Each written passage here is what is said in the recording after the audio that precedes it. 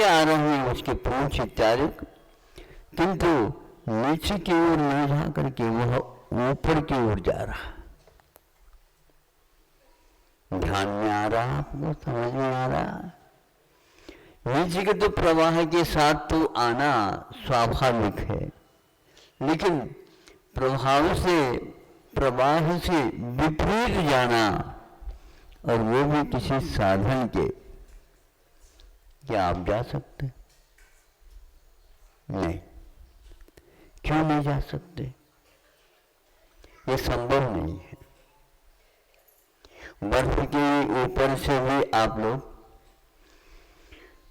खिसकते हैं, उसमें भी कुछ संयम रखना पड़ता है, लेकिन वह मछली कैसे संयत होकर के ऊपर की ओर जा रही है, इसका आप अध्ययन कर लीजिए। मनुष्य सब कुछ कर सकता है, किंतु उसमें संयम की बड़ी बात होती है।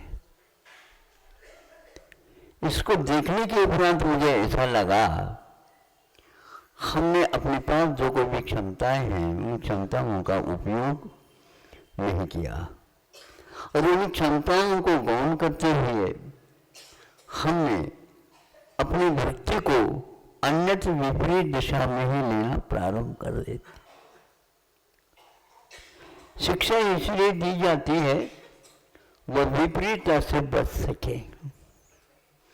शिक्षा के द्वारा हमेशा हमेशा उन्नति की ओर जाना चाहिए, लेकिन प्रयोजन की सिद्धि के अभाव में वह शिक्षा किसी काम में नहीं आती। प्रयोजन क्या है, ये बहुत बड़ा महत्वपूर्ण है। प्रयोजन आज योजना दूर रह जाता है, विदेशी शिक्षा के कारण ऐसा हो रहा। इसको कहते हुए मुझे कोई भी कष्ट नहीं होता, यह सही है। किसी को ये बुरा लग सकता है, लेकिन उसको हम सोच करके बुरा को भी बुरा बना सकते हैं। हम दूसरे को शिक्षा देने की अपेक्षा से दूसरे के सामने हम वह कार्य प्रयोग में ला करके दिखाए जिसके द्वारा आश्चर्य भी होगा, और कई लोगों को एक प्रकार से शिक्षा भी मिलेगी। शिक्षा मतलब दृष्टि मिलेगी। दृष्टि का अर्थ क्या? अभी आंख नहीं है क्या? आंख तो है, लेकिन भीतरी आंख काम नहीं कर रही, इसको बोलते हैं दृष्टि का अभाव। विदेशी शिक्षाओं से ये ज्ञात होता है, जैसे कोई किसी ने इंजीनियरिंग कर लिया और किसी कंपनी में वह जाना चाहता है, और कंपनी बुलाती भी है, भैया इस प्रकार की योग्यता हो तो आ जाओ, तो आ जाते हैं।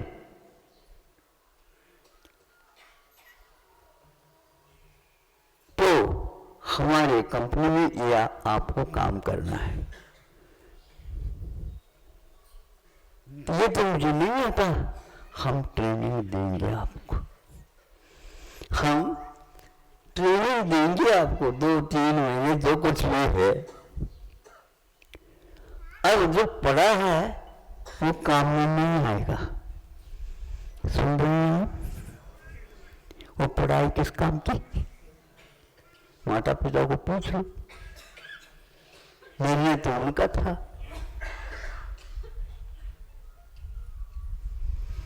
तो वह सोचता है ये जो बताएंगे वो अब सीखना होगा। ट्रेनिंग का अर्थ ये होता, जो सीख करके आया है उसमें कुछ और सुधार हो तो बात अलग है, और श्री गणेश पुनः करना होगा। श्री गणेश तो बहुत पीछे रह गए। श्री गणेश किसको बोलते मालूम है आपको? श्री गणेश का था शुरुआत। अब पढ़ाई ट्रेनिंग की शुरुआत हो गई। कोई भी जो पढ़ा हुआ था वो काम में नहीं आ रहा। इस प्रकार की शिक्षा की प्रणाली में भरत को पंगु नहीं बनाया, लुल्ला नहीं बनाया, बहरा नहीं बनाया, बनाया वह अंधा जो दृश्य को देख ही नहीं पाता, किंतु जिसके पास आंख नहीं है वो प्रयोग करता है तो सीधे सीधे आपको वो बचाते हुए वो चला जाता है, अपना काम कर जाता है। यह नई शरीर को उसको शक्ति मिली है मछली को, तो उसके माध्यम से वह आपको विस्मृत कराता है, ऊपर की ओर चली जाती है। ऐसी कौन सी विशेषता है उसके पास? आप श्वास ले रहे हैं, पानी में तो आप श्वास ले नहीं सकते,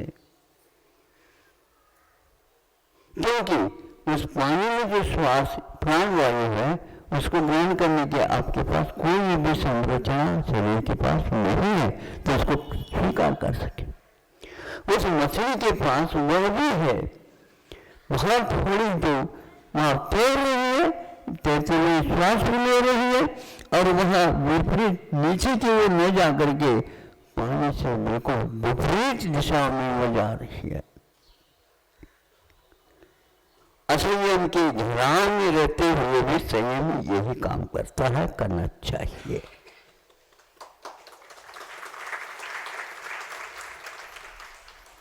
ये संयम का प्रयोग अपने आप में बहुत महत्वपूर्ण है। इसी का नाम है, जहां पर सुविधा नहीं है, जहां पर प्रतिकूलताएं हैं, जहां से हमारे लिए शिक्षण मिला ही नहीं, मिलना भी नहीं है, फिर भी उसी के बीच में रह करके पांच इंद्रियों के विषय है, मन का विषय है, पांच इंद्रियों को बंद भी कर दिए हैं, लेकिन मन को कैसे समझा है? मन को पहले ही समझाया गया है, तब वह संयत होता है, तब वह पूरी जनता को या पूरी दुनिया को विस्मय में डाल देता है। यह संभव नहीं है, असंभव है, संभव कैसे हो रहा है? इसी का नाम तो संयम है। संयम यह है, आप लोगों को असंयम में ज्यादा रुचि नहीं लेना, यही संयम की ओर एक प्रकार से रास्ता खोल देता है। यदि ये आप नहीं कर पाए, निश्चित रूप से अगले जीवन में जाकर के पश्चाताप अवश्य करेंगे। आप अपने बच्चे को समझाते हैं, वो उल्टा काम करता है, फिर समझाते हैं, लेकिन आप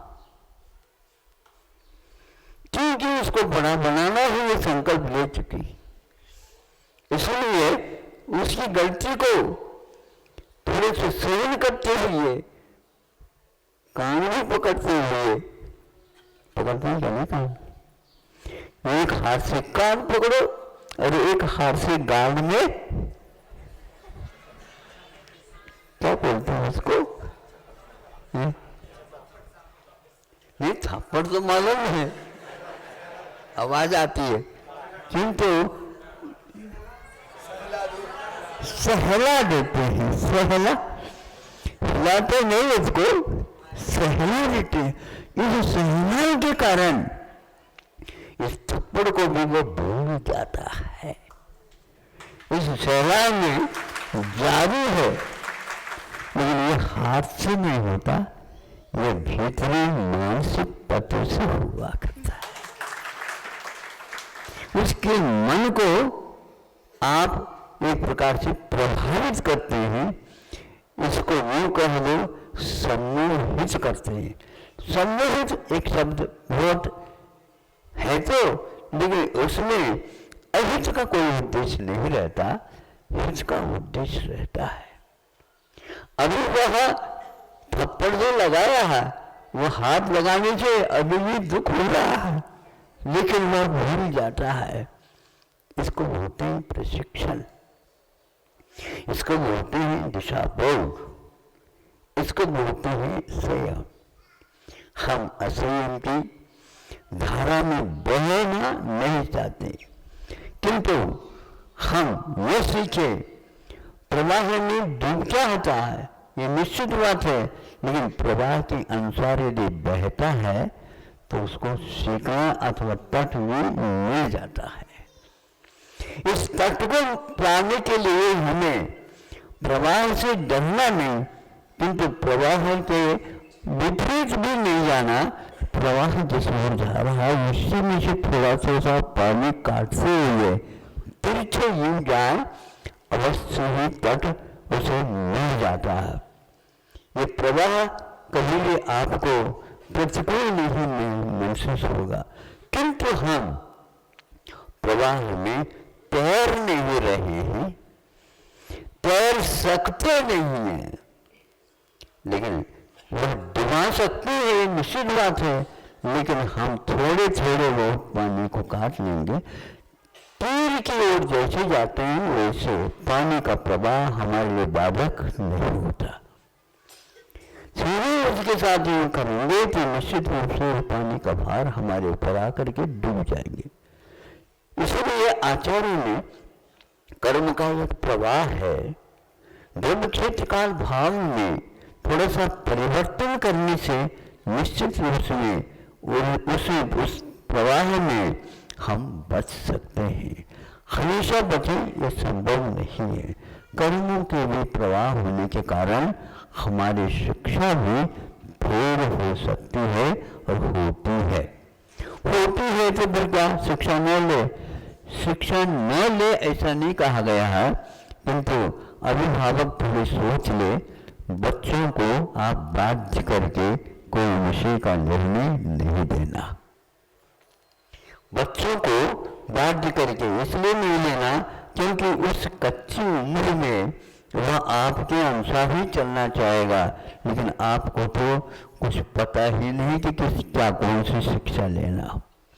सारी यहाँ की शिक्षा प्रणाली को, सारे यहाँ पर सिद्ध को, सारी यहाँ की कलाओं को, सारे यहाँ पर जीवन जीने की सामग्री को ध्वस्त समाप्त कर दिया गया है।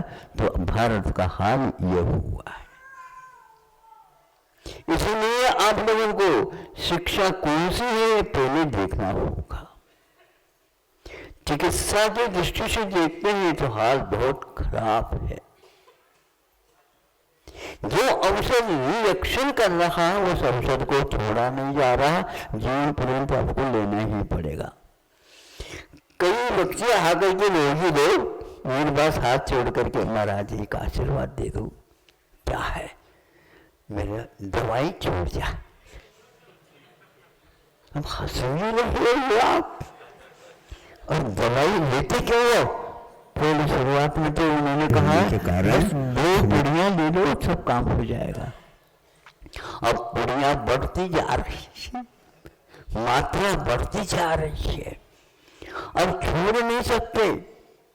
उन्होंने ये पहले कहा बीच में छोड़ोगे तो जब आज तक जो लिया है वो सब खराब हो जाएगा। इस बीमारी के कारण वह हैरान हो गया। हजारों व्यक्ति इस प्रकार मेरे पास आ जाते हैं। औषध वही है जो गुणकारी हो। यदि वह गुण हो रहा है, धीमे हो रहा तो उसको थोड़ा सा बदला जा सकता है, लेकिन वह जीवन पर्यंत का काम नहीं समझ में नहीं आता।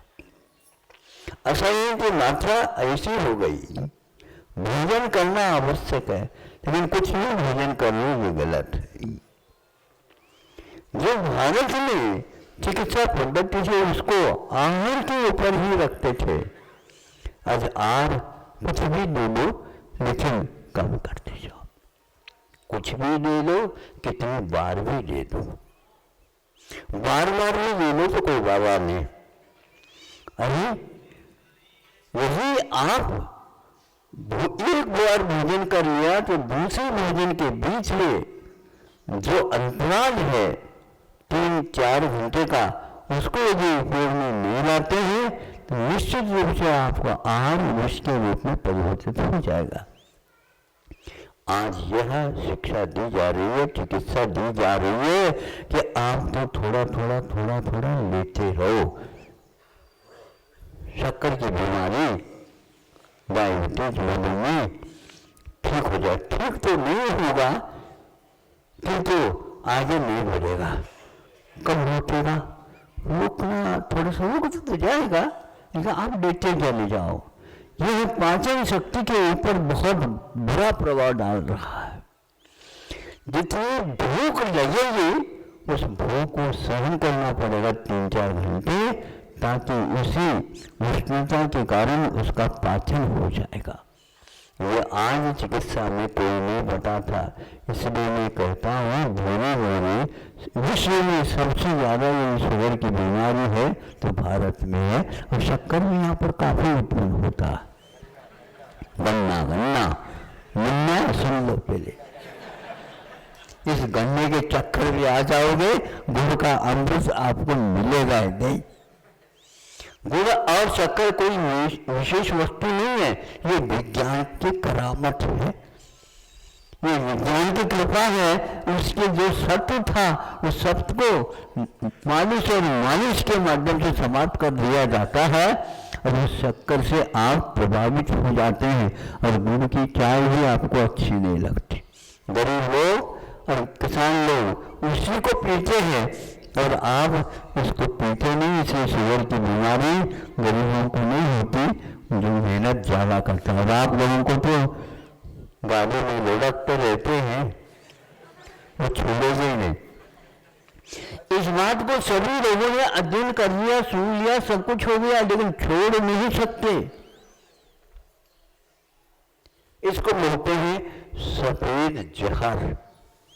शक्कर को जहर कहा जा रहा है, लेकिन फिर भी लिया जा रहा है। आज शक्कर की एक प्रकार से जो स्वाद है, उस स्वाद की मात्रा बढ़ गई है। दूसरा कृत्रिम शक्कर का निर्माण हो गया, जिसको सैकरीन आप लोग बोलते हैं। गुणित क्रम से मिठास बढ़ गया, लेकिन उसको हजम करने की क्षमता आपके पास नहीं है। रोग की वृद्धि होती चली जा रही है। और पढ़े लिखे जो है ना, इसको जानते हुए भी उसको आंख बंद करके ले रहे हैं। उनकी वो पढ़ाई हमारे लिए अभिशाप सिद्ध हो रही है। उनको देखा देखे अनेकों व्यक्ति उसका प्रयोग करते चले जा रहे हैं। भारत की दशा शिक्षा के कारण नीचे की ओर जा रही है।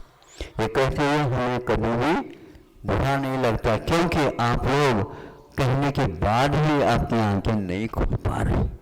समय आपका हो गया, आज थोड़े से समय कम था।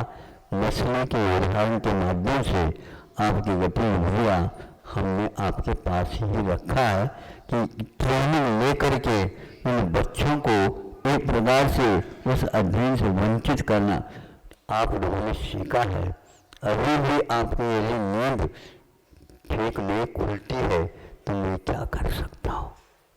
नींद की गोली लेकर के 12 बजे तक सोने की अपेक्षा से बिना गोली लिए 3-4 घंटे में यदि नींद लेते हैं तो भी पर्याप्त है। ये बताया गया है, एक बार झोंका भी आ जाता है थोड़े अच्छे ढंग से, तो उसमें भी निद्रा की बहुत मात्रा काम हो जाती, चल सकता है। कुर्सी पर बैठे बैठे आप ले सकते हैं, आधा घंटे में भी आपको ज़्यादा सोने की कोई आवश्यकता नहीं। निद्रा आवश्यक तो है, लेकिन अनिवार्य नहीं है। एक पुस्तिका हमने पढ़ी थी, आपको वो मिल जाए तो उसको पढ़ लेना चाहिए। वृद्धावस्था में तो कम से कम ज्ञान तो हो ही जाएगा आपको, लेकिन ज्ञान संयम के अभाव में हमारे लिए अभिशाप सिद्ध हो रहा है। और हमें अपने कषायों के ऊपर, अपने असंयम के ऊपर, अपनी गतिविधियों के ऊपर एक लगाम, एक